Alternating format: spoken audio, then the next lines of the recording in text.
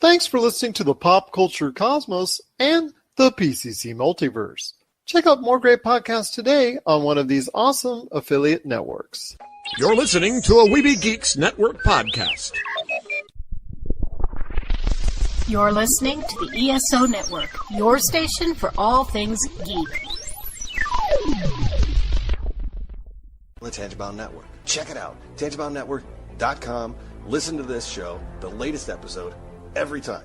A proud member of the Gonna Geek Network. The opinions expressed are those of each individual. Check out all the other geeky podcasts over at GonnaGeekNetwork.com and get ready, because geekiness begins in 3, 2, 1.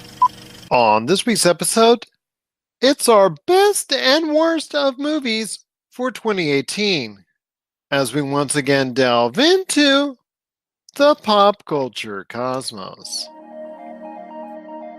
Welcome to the Pop Culture Cosmos. And we're back with another episode of the Pop Culture Cosmos.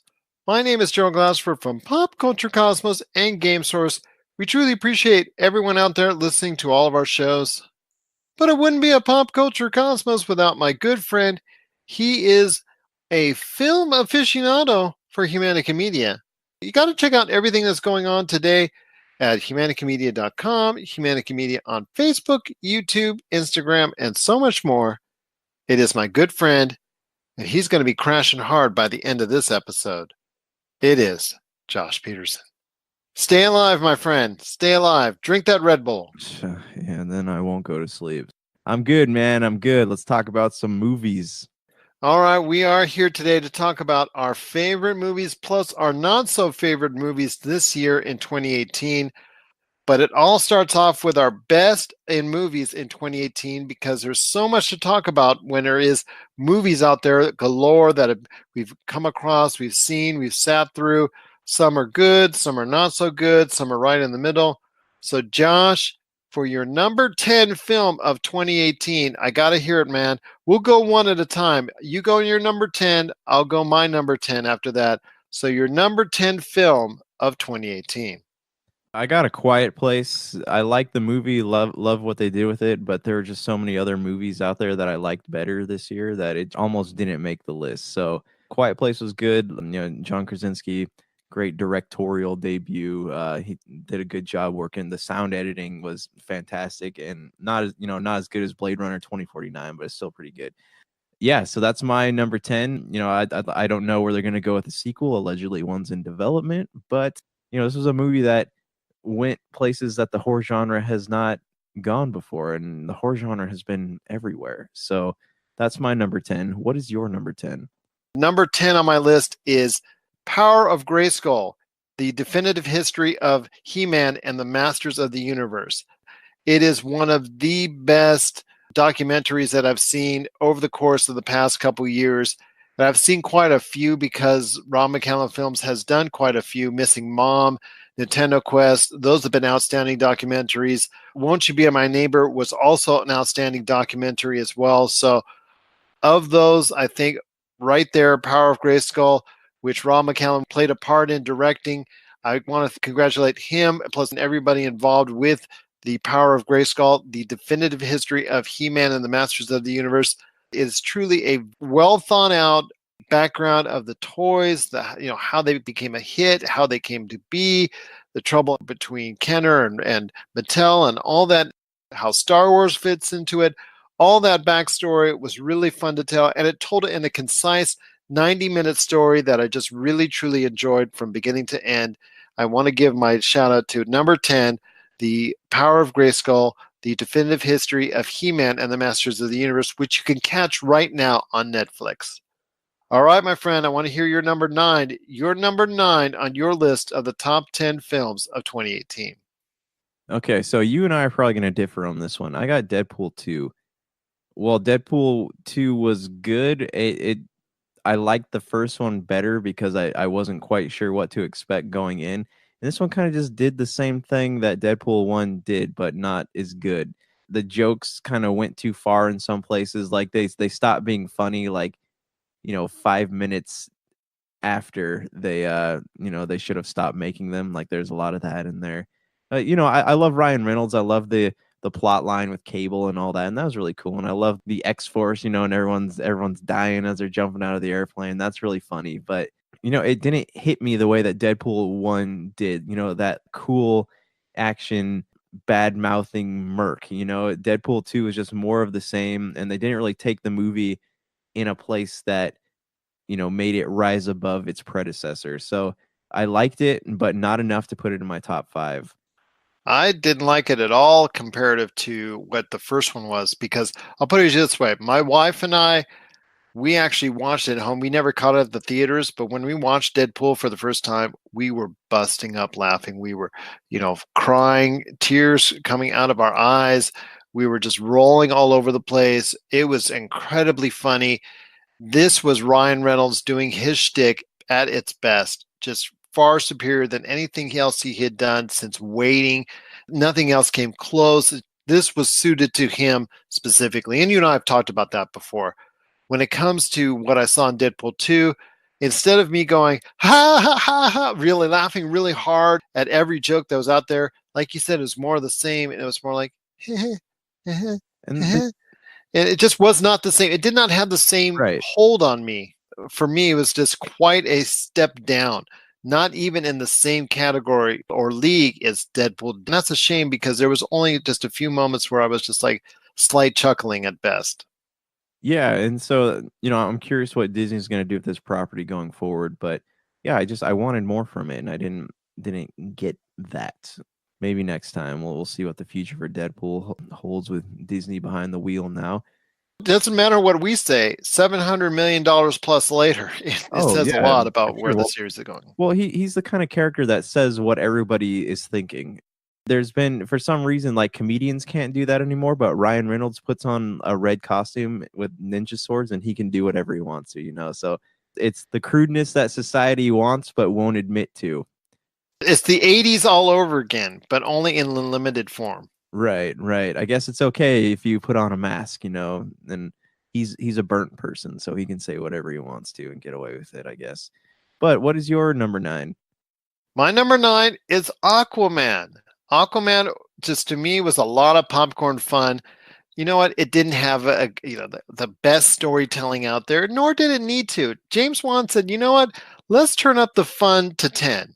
And when it comes down to it, with all the CGI that was going on out there and all the the stuff that was going on as far as with Jason Momoa's character, look, Jason Momoa just had to nail it with Aquaman as far as his character is concerned. Just all the other actors that are out there, Patrick Wilson, Willem Dafoe, Amber Heard, they just had to nail their characters and hang on for the ride. And that's all they needed to do. And that's what exactly they did. It's like I said, it's just a lot of fun. No, it's not Shakespeare. No, it's not high-end artsy entertainment. It is definitely just a lot of popcorn fun, but it is really, really good popcorn fun. And that's why I liked it at number 9.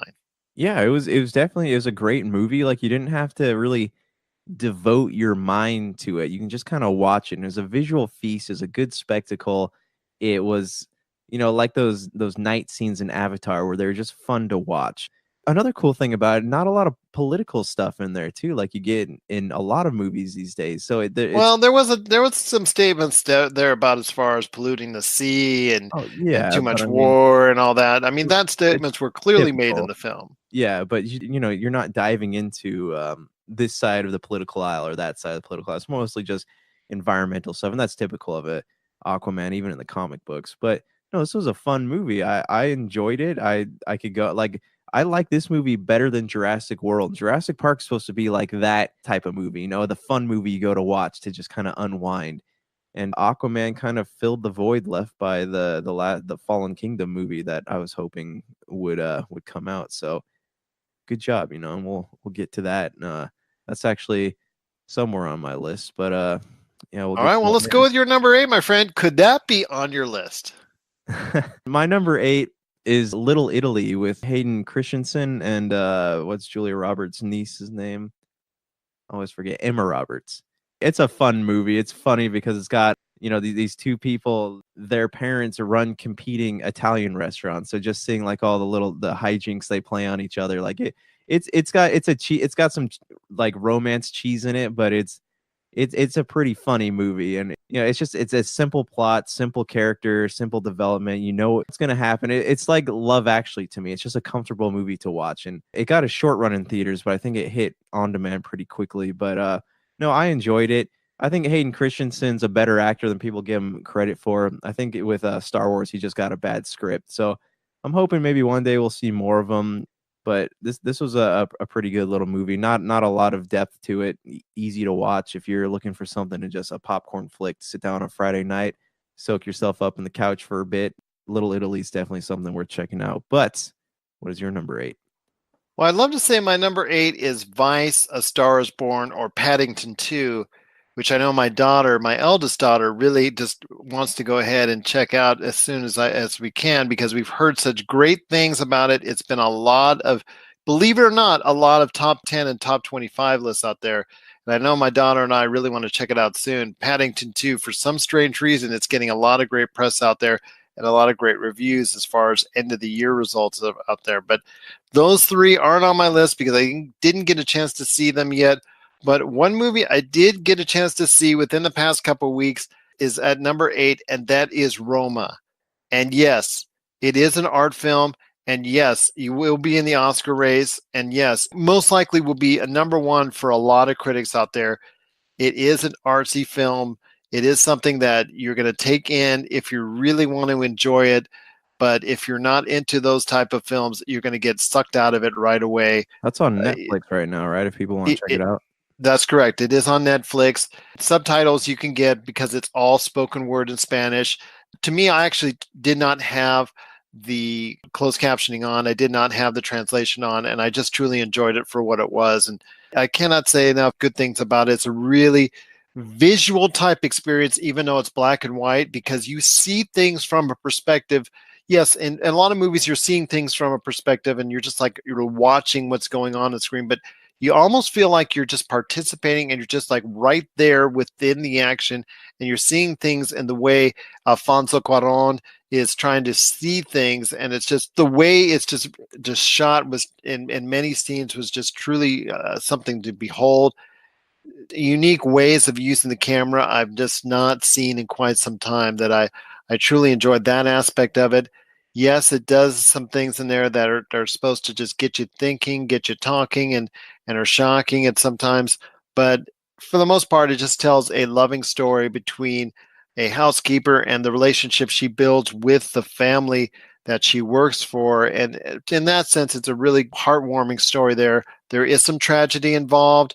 There is some NSFW content involved. But I tell you what, for the most part, it is an artsy movie. And if you're really into those type of small films, which really have a lot of big things to say, then Roma is for you. I didn't like it as much as a lot of those critics say. It's not going to be my number 1 choice coming out of the year, but I do see it picking up a lot of awards or a lot of recognition come Golden Globes time, Oscar time, and Film Critics Awards times and all that, because it is going to be a critical darling for a long time to come. I scrolled past it a few times on Netflix and I keep wanting to watch it, but movies with subtitles I really got to be in the mood for. Like I can't do it when I'm tired. I got to sit down like with fresh eyes. Maybe in the morning I'll check it out, but it's definitely it looks interesting. And we don't get a lot of artsy. I think the term artsy film is kind of underrated in the film industry. Everyone thinks they're being artsy, but it's big budget artsy. So you don't. This is an art film, no question about it. And it's from a director who has done big movies before in the past. Alfonso Cuarón has a big name in Hollywood. So this was just something that a passion project for him. It's based in the early 1970s in Mexico. That type of lifestyle, it just, tell you what, it portrays that vision of what's going on. Possible revolution coming up and things of that nature. So it tells a story that I think he wants to see from a time and a place that he might be familiar with. I think from what I'm reading and investigating, that he really does a great job in describing and shooting. But the main actress involved, she really carries the film and is the big reason why Roma is such a good film, is because of her efforts. Looking for an edge the next time you take on your favorite video game? Then check out Vitabrace high-performance gamer wristbands. Packed with the power of fruit seed oil, Vitabrace is clinically proven to help improve performance, giving you a better gaming experience. Head to miraclefruitoil.com and use the promo code MEDIA10 to get $10 off your Vitabrace purchase. Whether you're looking to beat the time on your latest speedrun or are fighting your way to the top on your favorite multiplayer or battle royale, Vitabrace can help you reach your gaming goals. Buy Vitabrace today at miraclefruitoil.com. That's miraclefruitoil.com. Vitabrace. Win with it. What's your number 7, my friend, on the list? Number 7 of your top films in 2018. I got Ready Player One. I know we talked about, there's stuff about this movie we liked, stuff we didn't like. It was a good popcorn flick, and whether or not they did skip a lot of stuff from the book, but you kind of see why they did it. You kind of see how some of that stuff wouldn't have translated well to the screen, but I love the nostalgia. I loved seeing old games that I have played, old games that I haven't played. I like the scene with the Gundam, like seeing all this old pop culture stuff. Like, this movie is the reason we do this podcast. So they took everything that I love and they put it into a movie. Granted, it was in a book already, but it was really cool to see all of this stuff come to life, and just the CG and the references and all of it. Like, it was very well done. Say what you want about the stuff left out of the books, but it's a movie. It's not a 30 chapter book, so I enjoyed it. I'm not going to disagree with you, my friend. I mean, I have a review on popculturecosmos.com and popculturecosmos.wordpress.com on it that gave it a pretty good review, a 7.5 out of 10. I found the first sequence and the final sequence to be amazing, as far as from a pop culture just explosion out there that I had to see to believe. From the first part, they really got me sucked in when they first puts on the glasses in the theaters. That immersion factor was right there for me. What took me out was the Stephen King references as far as to The Shining is concerned. Spoiler alert, that Rob McCallum and I heavily disagree upon. Absolutely disagree upon, as far as me saying that it's a big detraction from the movie and him thinking it's the best thing in there. And I really think the stuff with IOI could have been much better constructed. I think that stuff, when it comes to the real world and Columbus out there, I think the book fleshes it out a lot better than what the movie did. And Steven Spielberg, if he had to do it over again, I think that's probably the one area he would focus on more, is the stuff going on in the real world of Columbus, and really making that a lot better and a lot more fleshed out, and maybe getting someone other than Ben Mendelsohn, because all Ben Mendelsohn does now is villains, and it's getting to the point where he's doing a rehash of himself each and every time, and it's not good for his character. It's not good for his career or any character that he plays, because we always know he's going to be a bad guy, and he's always going to pretty much say the same and do the same things each and every time out after Rogue One. So those issues aside, I still thought the movie was just an outstanding visual feast when it comes to the first and third parts that definitely should not be missed. What is your number 7, though? Lucky number 7 for me is Black Panther, a really, really good Marvel movie. I am not going to be putting it at the top of my list like I know a lot of other individuals are, but I'll tell you what, it's not too far off. It's still a very good movie for me. The performances themselves were outstanding, and would to me really carry the picture is the motivation, and the cast itself was just truly outstanding and top notch. Just overall, it was just a fun, enjoyable, meaningful, socially conscious adventure that tells a great narrative from beginning to end. I just didn't like the Black Panther versus Black Panther CGI fight at the end, which really did not look very good at all, in my opinion, as far as the CGI effects and whatnot. That kind of took me out. Plus couple other bumps in the way, but overall, it was a really, really good film. And I think people, if you've not seen it yet, you're crazy not to have. It really ties the Marvel Universe together just before the events of Avengers Infinity War really nicely. And I highly recommend going to see Black Panther as a very strong outlook for 2018, and something that's going to get a lot of notoriety and could be the first superhero movie that gets a lot of love in the beginning of the year when it comes to critic awards and the Oscar awards itself. So this is going to make me wildly unpopular. I liked Black Panther, but it's not in my top 10 movies. And See, this is where I find common ground with a lot of Marvel fans, except for you, obviously. But I think that Black Panther was very well done. Is a very good movie. The cast was absolutely amazing. For me, it didn't really go anywhere or do anything visually that other Marvel films hadn't already done. So I get why people like it and why it's getting such big acclaim because, like you said, it's 2018. It's very socially conscious. But, as far as character development and visuals go, like it hasn't gone anywhere that, say Avengers or Age of Ultron or Thor Ragnarok. It didn't break any ground that they didn't already break. I like the movie, but I don't think that it's worthy of an award. Like I said, it's the number 7 film for me of the year. I think it's going to get a lot of acclaim. And if it does get a big push as the first superhero movie to really get acclaim at the Oscars, so be it. And I think it's well deserving of it.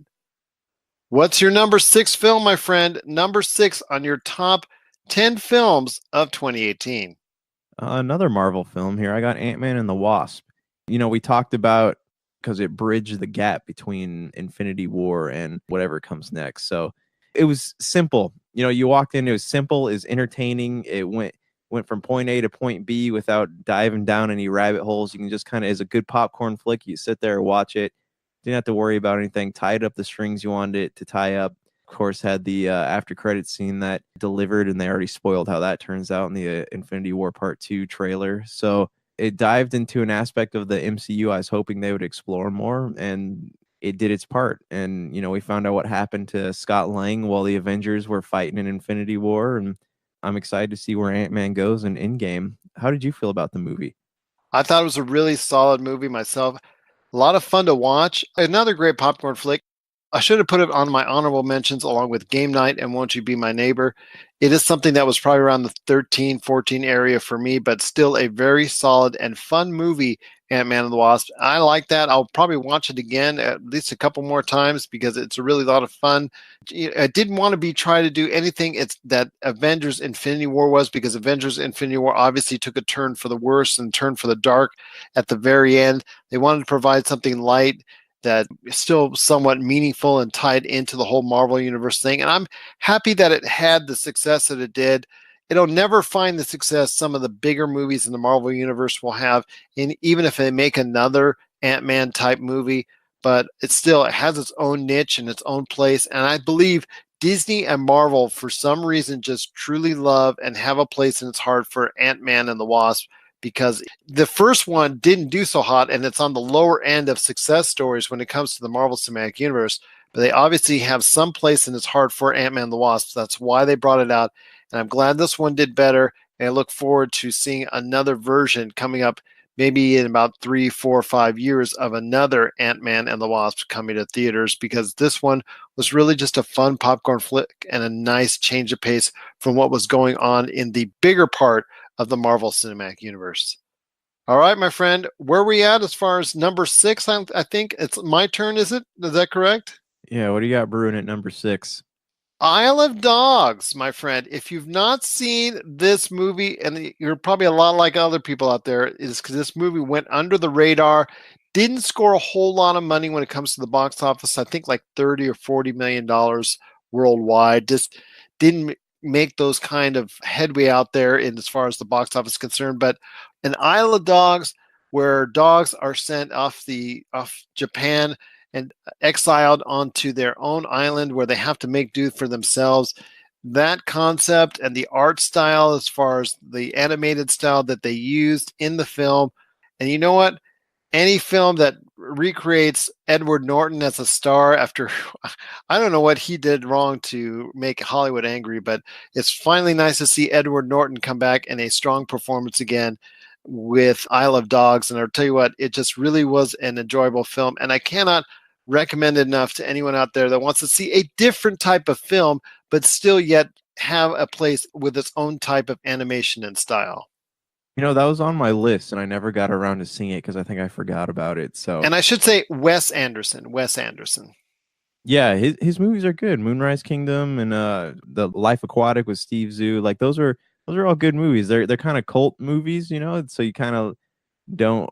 They're movies that are out there, man. They're weird, they're different, but they're fun to watch. Yeah, they're movies that like you hear about through word of mouth. You don't necessarily get a lot of marketing with them. Isle of Dogs, definitely want to see that movie. Thank you for reminding me that it's on my list. So I definitely enjoyed Isle of Dogs. Coming up next, we'll have our top 5 of the top films in 2018 when we return. This is the Pop Culture Cosmos. Rob McCallum Films is back with a vengeance. Power of Grayskull, the definitive history of He-Man and the Masters of the Universe, which chronicles the ultimate 80s billion-dollar franchise, Masters of the Universe. See exclusive interviews and hear untold stories from the people responsible for creating the world of Eternia, a place full of magic and science, and learn about the craft of creating action figures and animation. Power of Grayskull is just one of our many projects at Rob McCallum Films. All right, and we're back with the Pop Culture Cosmos. It's our top 10 films of 2018. Coming up later on in the hour is our worst films of the year. My friend, I can't delay anymore. What is your number 5 film of 2018? I got The Nun. I actually really enjoyed this movie. I didn't think I was going to. Thought it was going to be another kind of cheesy horror movie. Well, because we all remember The Conjuring too, like how when the nun popped out of the painting, like that was scary. So it's cool to go back into that world, see that whole origin tale and how it ties into the Conjuring films. It was spooky. It was genuinely spooky. The one thing I didn't like about it, though, is that you know how when movies try to tie into other movies, you know, we see that with Marvel. Amazing Spider-Man did that, and that's why that whole series kind of tanked. But The Nun, they tried to do that just because they're trying to make I imagine they're trying to make a sequel, and they kind of ruin the that cool sense of closure you got originally. So that's my one complaint. It's not just a horror movie; it's kind of a mystery film too. So you go along with the pastor and I think the lady is actually supposed to be the what's her name from the Conjuring series. So not 100% sure on that. I keep trying to find it on the internet. It's good, man. Definitely good. You know, you kind of learn what the nun is. Yeah, you learn about all that as the characters do, and that's the first time I'd ever seen that happen in a horror movie. And I think that's also James Wan. Yeah, definitely good. Did you have any interest in seeing that? I know we talked about it a bit. I've seen bits and pieces of The Nun and also bits and pieces of the Conjuring franchise. I want to go ahead at some point in time and sit down and watch the entire thing, you know, how it's laid out from the beginning, because The Nun is the beginning, if I'm not mistaken, correct? Yeah, well, because I think that Annabelle actually takes place before the Nun. I'm not 100% sure on that. But I like to go into the timeline and check that all out in its exact order.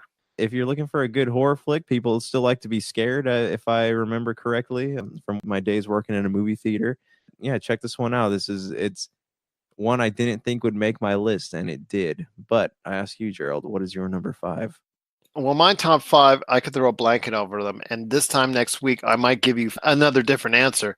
And for the next 5 weeks, I could give you 5 different answers, because these 5 are razor thin close to each other.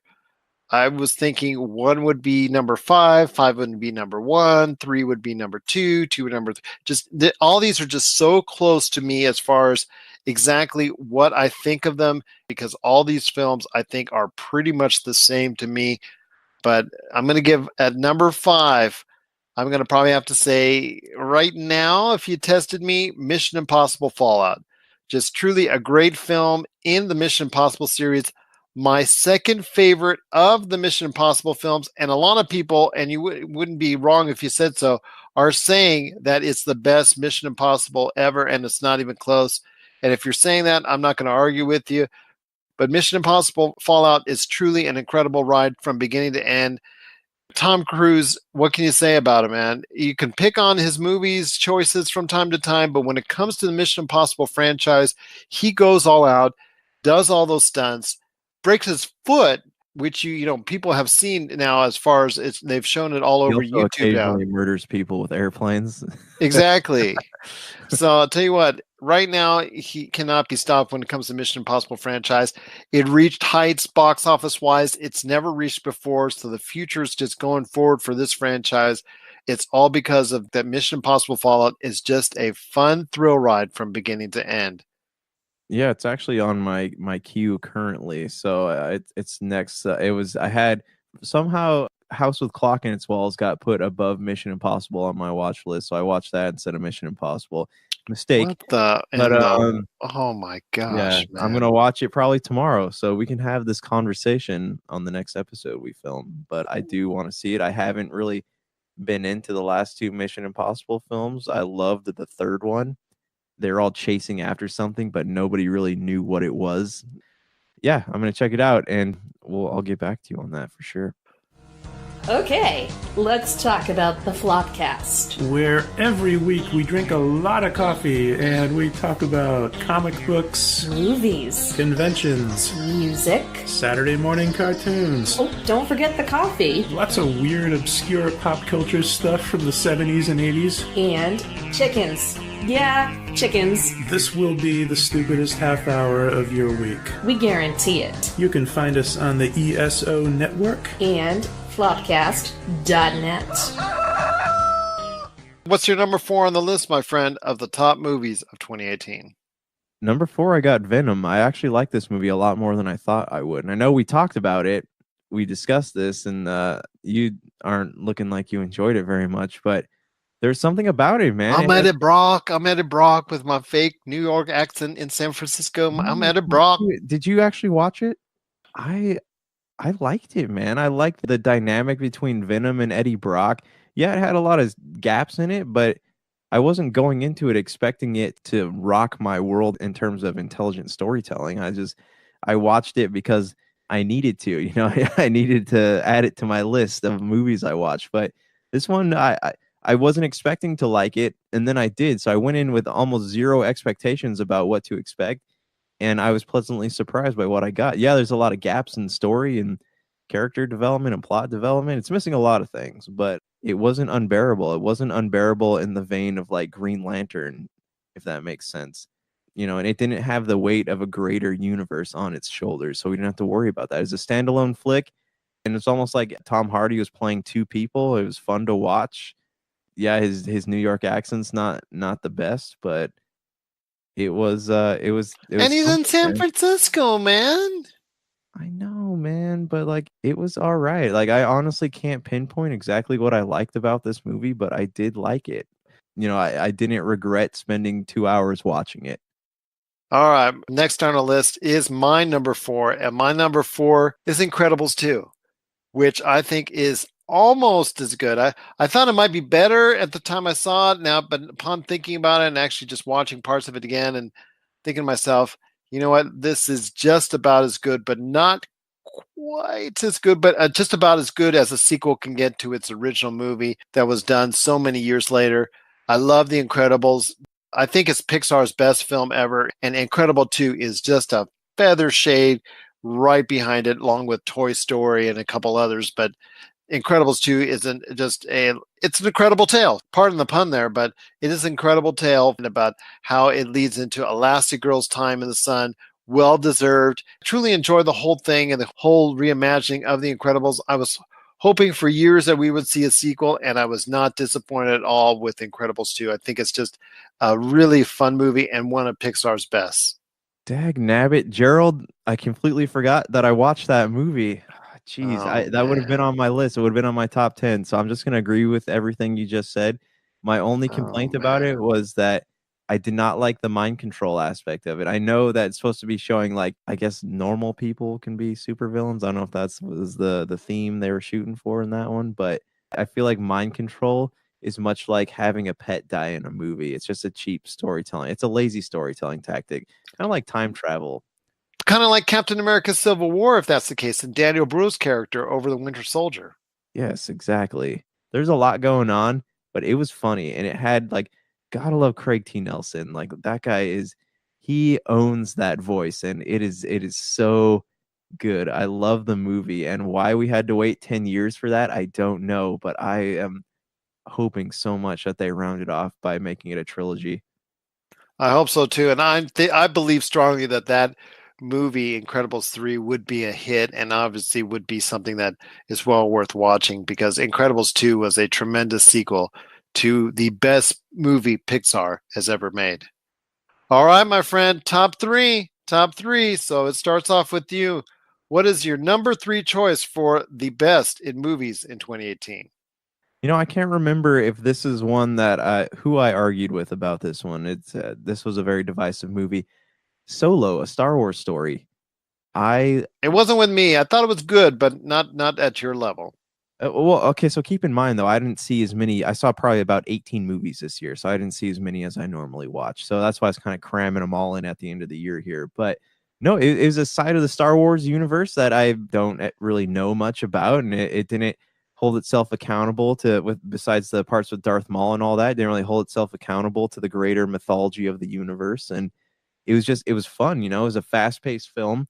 You got the it kind of reminded me a little bit of like Cowboy Bebop, and I have an affinity for that show. So it was a fun movie, man. Like, and it had the seriousness of a star. It had the seriousness of a Star Wars movie, but it also had fun elements to it, and those were things that we haven't been given in Star Wars, not in large doses at least. So and all the people giving, I think Alden Emmerich, I think is his name. I didn't Ehrenreich. Yeah, everyone giving him like crap about the way he portrayed Solo. He had huge shoes to fill, and nobody in their right mind would be brave enough to try to fill those shoes. So I commend him, and I think he did a great job. They developed Chewbacca, in a way that hadn't been done since, the battle on Kashyyyk and all that. So, And only Donald Glover can get away with falling in love with a robot. oh yeah, for sure. And just the way he portrayed Lando, like that was cool too, because we got to see things that had only been talked about in other films. And it's not like we were expecting this to have some big lore behind it. It just brought to life stories from old Star Wars movies, and it ended, and there wasn't exactly any cliffhangers or anything. It's just it was a solo story, and I really enjoyed it. I liked it. Everyone told me how bad it was, so I was going into it expecting to hate it, and I liked it. I was enamored by it from start to finish. What did you think? Because I can't remember if we talked about this or not. Well, you hadn't seen it, so I gave my review on the air of it. I think when it comes to the 4 movies that have been released now since the Star Wars has been rebooted, Force Awakens, Rogue One, which I'm wearing the shirt for, Last Jedi, and Solo Star Wars Story, I put all those in between the 7 and 7.5 out of 10 type deal, where I just think they're pretty good movies. And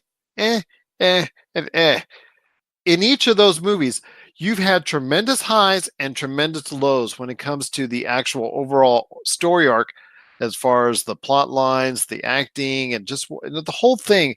When it comes to Solo, a Star Wars Story, I think for me in the long run, that might be the best of the 4 so far. But that's still, like I said, around the 7.5 area. The first 10 minutes are god awful.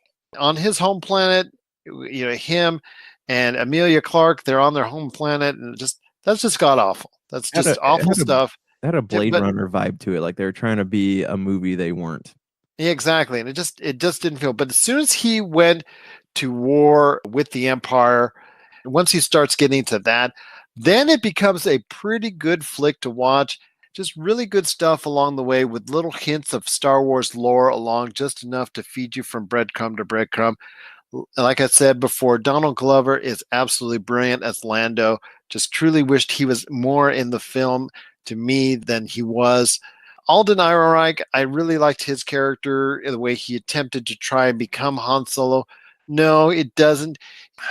I guess, you know what? I was watching CinemaSins review it the other day, and I'll tell you what, he doesn't sound like Han Solo. He doesn't act too greatly like Han Solo, but he feels what he's doing in the movie feels like what Han Solo would have done at that point in time. And I think that's probably the best thing you can say about what Alden Ehrenreich did in the movie. He's not Harrison Ford, but he tried to do the best job he can, and I don't think he should be faulted for it in the slightest. And I think in his own right, he did a pretty decent job. Woody Harrelson did a solid job as well as Beckett. Amelia Clark was all right as the female villainess in the movie. I'm sorry that it did so poorly at the box office in Star Wars lore. I know it's the worst movie box office wise, not even close when it comes to the Star Wars saga is concerned. And that's a shame, because it doesn't deserve that fate, because there are far worse Star Wars movies out there that have been made that deserve that honor. people should go ahead and go out of their way to watch it because, like I said, after the first few minutes, it's a lot of fun to watch. Yeah, it was very well paced and it did what it needed to do. Yeah, other than that, what is your number 3, sir? My number 3, and like I said, my top 5, you could throw a blanket over them because they're all about the same to me. But number 3 was Spider-Man Into the Spider-Verse. First, I tell you, in September when we were previewing, I said, this is something I'm probably going to see on video. I think that's what I remember myself saying. I didn't think I was going to go into the theaters and watching it, but as I heard more good pub, as I heard more good press, as I began to see that this is something that even someone who isn't a Spider-Man fan like me, I'm not a big Spider-Man fan, I'm going to go and check it out anyways. And boy, I was not disappointed in the slightest. The visual style and the animation style, with all due respect to my friend that works at Pixar and the whole great staff at Pixar, and also as well to the individuals that worked on Isle of Dogs and other movies that have done a great job of animated films.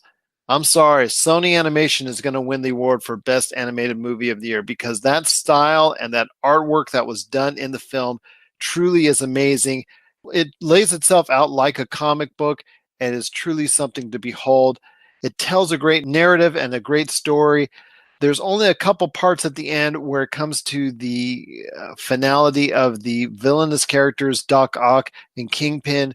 Some of the moves that they make and some of the things that happen to him at the end are a little bit perplexing, to say the least. They're like plot holes that are sticking out there. But other than that, Spider-Man Into the Spider-Verse is something a lot of people should get into because it is truly one of the best films of 2018. I do want to see it, man. I have not had a chance. So there's a few movies that I still want to see. You're a bigger Spider-Man fan than I am, and you need to go and check out this movie. Definitely, I want to, and I want to see it in the theaters because I love the Spider-Verse story arc, and I love all the characters. Spider-Man Noir, Nicolas Cage, right? How was the voice of that character? Was it all right? It was all right. He did a fair job at it. It sounded like he enjoyed it more than the execution, but it comes off okay. I will say that I did like this movie a little bit more than Spider-Man Homecoming, and that makes it for me the best Spider-Man film ever. Oh, nice, man. That's pretty high praise. You know how I feel about Amazing Spider-Man, so there's that. This might compete with it. Oh, dang, man. All right, well, I'm interested. It's on my list, dude. I do want to see it. I'm glad you liked it. So if you're giving it high praise, and our opinions on Spider-Man movies have been more or less on track with each other before, so if you're digging this movie, it's probably something I do want to see. So we're down to our top 2, my friend. I want to hear it from you. Top 2. What is your number 2 on your list of the top films of 2018? Okay, so my number 2, it's not really anything we need to talk about because we already covered it. It's Aquaman.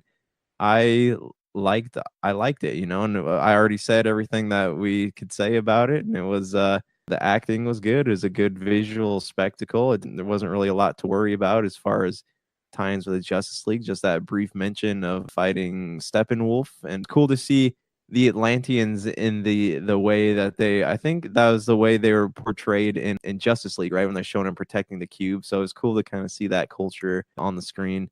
You know, like I said, I just want to see how it ties into a greater universe. Because these movies with Jason Momoa and Gal Gadot feel kind of pointless if the rumors are true that they're just going to reboot everything. So I think Warner Brothers needs to get their act together and figure out what they want to do.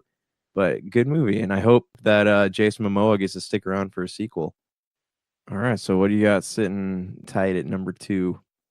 Speaking of superhero flicks, there was none larger this year than Avengers Infinity War. And for me, Avengers Infinity War was truly something that hit on all levels. It needed to do a lot. And the Russo brothers were tasked with trying to tie in 10 years worth of Marvel movies. They were given a bigger task than any directors, I think, have ever been given doing a movie. Disney, Marvel, they come to them and they say, look, we need you to tie in all these other movies that we've made, including the ones that you've made, and tie them all into one larger narrative when it comes to the first part and the second part, which is coming next year, of course, in Avengers Endgame. But it all leads into this one because this is the most important of the 2 films, because this is the one that's supposed to buy you in. This is the movie that's supposed to get you to want to see Endgame. If this movie is a stinker, then you know what? unfortunately, you're not going to want to see Endgame. That'll be the endgame for Endgame. So Avengers Infinity War had so much writing on it, so much depending on the future for the Marvel Cinematic Universe, and it paid off, and it paid off in spades. I'll tell you what, the Russo brothers did an outstanding job with what they had to deal with. Is it the perfect picture? No. I'm sure they could have done a little bit tweaking here or there, but the overall just action galore, a lot of characters get their time in the sun. Avengers Infinity War is the movie I think that really people will look back upon as tying this whole thing together as far as the Marvel Cinematic Universe and doing such an incredible job in doing it. My hat's off to the Russo brothers for making, for me, actually until a few days ago, was for me the number one movie of the year in Avengers Infinity War. All right, well, two birds with one stone. That's actually my number one pick. So good job with the spoilers, man. Jeez, it's all dust, right? Dust in the wind. All we are is dust in the wind. That song always makes me think of old school. After Blue dies, you're my boy Blue. Well, I know, but now it's going to make me think of Avengers Infinity War.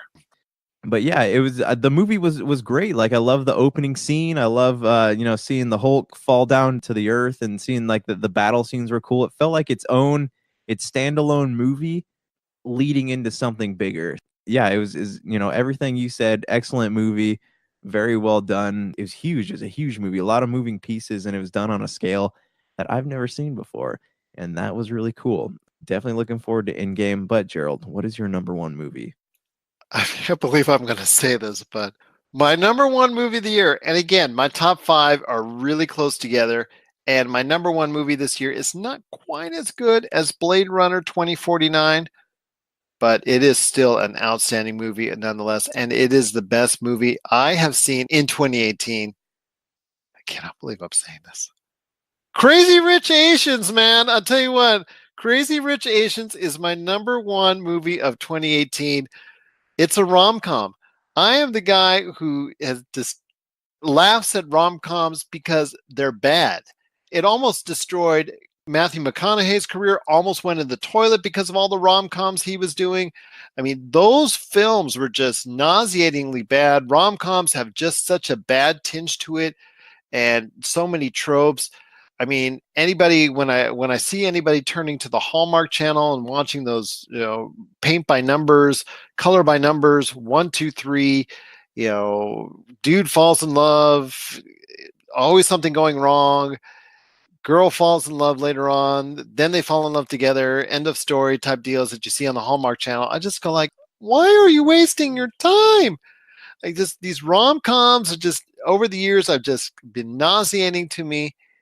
And Crazy Rich Asians, I checked that out the other day, and I'll tell you what, it makes a lot of those tropes and weaves it into the narrative of Crazy Rich Asians, but it does it better than any one of them, and is by far and away the best romantic comedy I've ever seen in my life. I cannot believe I'm saying those words. It's just truly incredible. Just that the emotions that come out of you, both good and bad. It's a pretty funny movie, but it just brings out more emotions besides happiness. Just the fact that you've seen these things before in other movies, but it just does it so much better. Yes, it deals with a type of culture that maybe a lot of people aren't familiar with. I'm truly saddened that the Chinese culture themselves didn't want to attach themselves and go out and see this in any big numbers because it was a big flop in the Chinese marketplace. But I can also see why it was such a huge success everywhere else, because it's some part of the world that a lot of people aren't familiar with, that they wanted to get familiar with. Are a lot of these characters accentuated and maybe turned up to a level 10? Yes, they are. But I'll tell you what, it just makes this movie so much more enjoyable. It does give you a little bit of a peek behind the curtain of a world that you may not be familiar with, but it also, first and foremost, tells a love story that's not going to be derailed no matter what is thrown at it. And to me, there are tropes in there that are not unfamiliar to me, that I've seen 1,000 times before, but to me, it has never been done better than Crazy Rich Asians. And I cannot believe I'm saying this, but it is the best movie I have seen of 2018. Not by much, If you ask me next week, I could say it's Avengers Infinity War. I could even tell you it's Mission Impossible Fallout. But as I'm recording this, it's Crazy Rich Asians for 2018. That's not actually that weird because I have heard great things about that. I'm on the fence about whether or not I'm going to watch it. I probably will just one day out of boredom. I'll watch it. Yeah, it's interesting how we can take a formula that is tried and true, and then we can burn out on it, and then you approach it from a different perspective, and all of a sudden it feels fresh again. That's exactly how I felt as I was watching it. But that makes me wonder, like, if we applied a similar thing to like raunch-coms, would we be able to revive American Pie type movies if we did them in a different culture? It's just a very fascinating thought to me. Well, that was our top 10 films. You had some ones I forgot that I wanted to see, so I'll be keeping busy this week. What are your thoughts out there on the best films of 2018? Do you like our list? Do you have any yourself to pick? And what is your number one choice for the best film in 2018? Share us your thoughts, popculturecosmos@yahoo.com. Also as well, Pop Culture Cosmos, Humanity Media, and Game Source on Facebook, Twitter, and Instagram as well. We'll quickly run down our worst films of 2018 when we return. This is the Pop Culture Cosmos.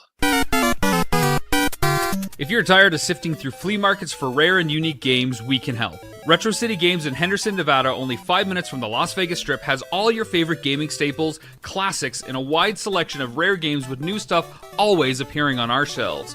Come in and chat with Nicole or Doug about your love of games and watch as they help you complete your collection or find your childhood favorite. And don't forget, Retro City Games loves trade-ins. So if you have any Nintendo, Super Nintendo, Sega, Xbox, PlayStation, or even PC games, come in and visit Retro City Games today. Welcome to the new metropolis of gaming, Retro City Games. So before we head on out, my friend, what were the worst movies for you in 2018? Okay, worst movies. Pains me to say this because I know there's good intention behind making it. 1517 to Paris. It just, the acting was just almost too much for me. Next one would be Annihilation. Still not sure how I felt about that one, but it's not one that I would recommend to anybody. After all these months, yes, you feel the same way. Is that you don't know how to feel? I don't know how to feel. Yeah. I got Super Troopers 2 was pretty bad, but I mean, that's to be expected from a Broken Lizard movie. It's funny, but it's bad. Jurassic World Fallen Kingdom, definitely a pretty low on my favorite film list of the year. So there's that. And The Meg, I want to talk about The Meg. Okay, The Meg was entertaining. I didn't hate it when it came out, but it was like a B grade horror movie on Netflix, though. You were watching it because it was bad. So it almost, the fact that you don't hate it coming out doesn't actually mean anything for something like that. My last one would probably be Fantastic Beasts: The Crimes of Grindelwald. Was expecting so much from that movie, and it did not deliver on anything. My special mentions for my favorite movies, The Predator and Constantine: City of Demons. Like, those were two that I didn't get to watch till the end of the year, but I actually liked them quite a bit, and they weren't good by any stretch of the imagination, but The Predator felt like an old Predator movie to me, and that's kind of what I wanted to watch from it. But what are your flops, man? Well, my flops start off with Pacific Rim Uprising, just a horrible way to go ahead and slam on Guillermo del Toro's very fun first film. Pacific Rim Uprising was just a rancid sequel, boring throughout. And unfortunately, the way they tied it in to previous characters who now become villains, that was awful. And that's why Pacific Rim Uprising is number 5 for me. Even worse was Skyscraper. Do you actually watch that movie?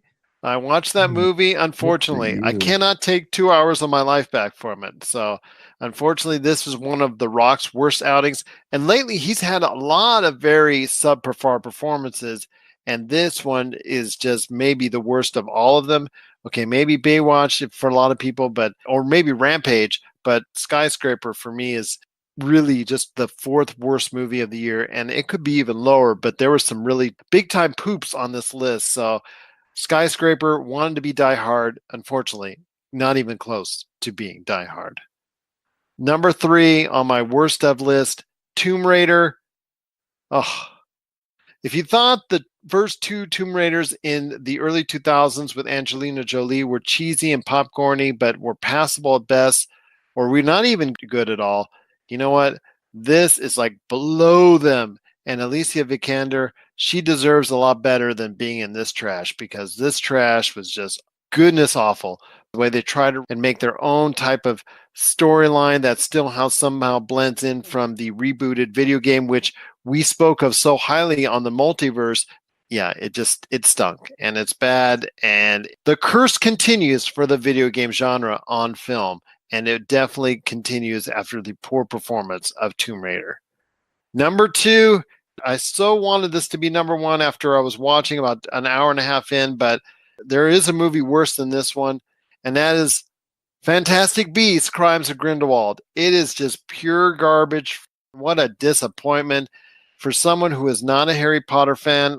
My whole house is, but I'm not the Harry Potter fan, even though I've seen quite a bit of the movies. I really liked the first Fantastic Beasts movie, and I was starting to get involved and more in tune with the Harry Potter universe. I was thinking about reading the books and getting more involved with that. And you know what? Fantastic Beasts: Crimes of Grindelwald comes around, and it takes me right out of it. And this movie was awful. The motivations behind the characters, especially at the end. Why is this person going with this person? Why is this person going bad? Why is this person going good? Why is this individual not being with this person? Why don't you start telling the love stories that you were once leading into in the original movie? What happened to all those storylines? Or did you just decide to go ahead and put them on hold?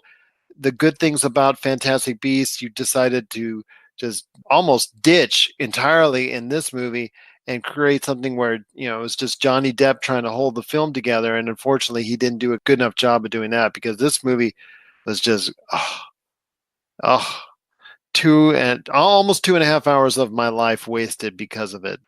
And last but not least, the worst movie of the year for me was actually a movie that was supposed to be on the big screen, but the smartest individuals of the year are the production companies behind the Cloverfield Paradox, who decided to not put this out on the big screens. And they are the smartest people in the world for 2018, because you know why? Because they didn't put it out on the big screens. They actually put it on Netflix. They did a huge surprise commercial at the Super Bowl, and they made a lot of initial views for it and got their money back, I'm assuming. And Netflix was happy. You know what? The only people that weren't happy were the viewers of this turd. Tyler Baker, he wanted to give it a pass, but my friend Tyler, I'll tell you what, this is just an awful, awful science fiction movie. Sends the Cloverfield series down into the toilet. It is just awful viewing. I cannot stand it, and I never want to see it again. That is the Cloverfield Paradox. Ugh. The Cloverfield Paradox was by far the worst, and everybody involved with it should just forget about it as best they can. You know what? Again, the smartest people in the world were the people who decided to go ahead and make the call to put it on Netflix and not in the movie theaters.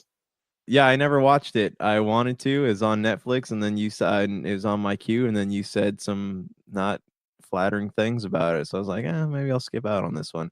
I didn't see Cloverfield Lane. My brother told me it was bad, which is weird because I really loved the first Cloverfield movie, and I loved what they did with it. And I like seeing, now famous actors in that movie run for their lives. But yeah, I wish that they're gonna make more Cloverfield movies. Stop being all artsy about it and just make a sequel to the Cloverfield movie, because we all want to know what happened.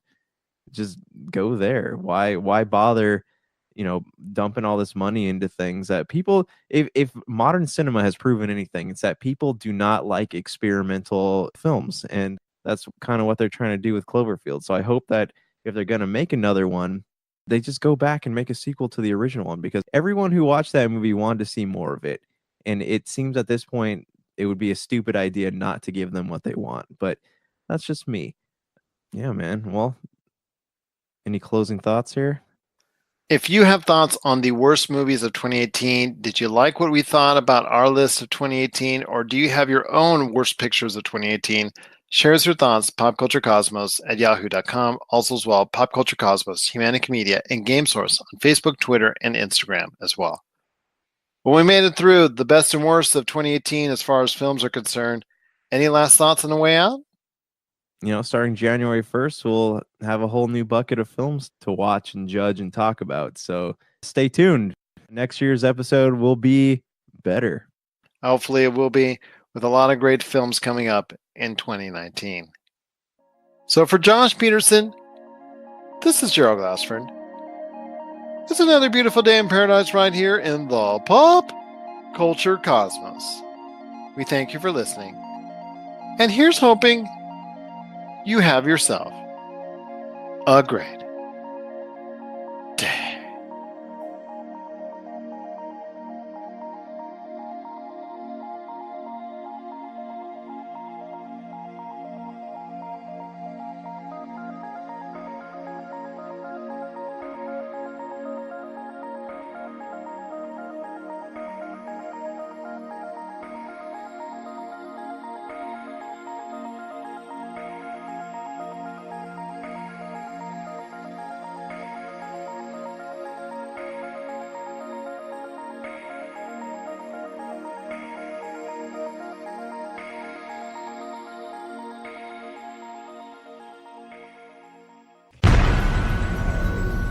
This has been a broadcast of the ESO Network. Be part of the crew and help support our shows by donating to our ESO Patreon or by shopping through Amazon.com or the TeePublic store, which can all be found at www.esonetwork.com. The ESO Network, your station for all things geek. Tangent Bound Network. Let your voice be heard. TangentBoundNetwork.com.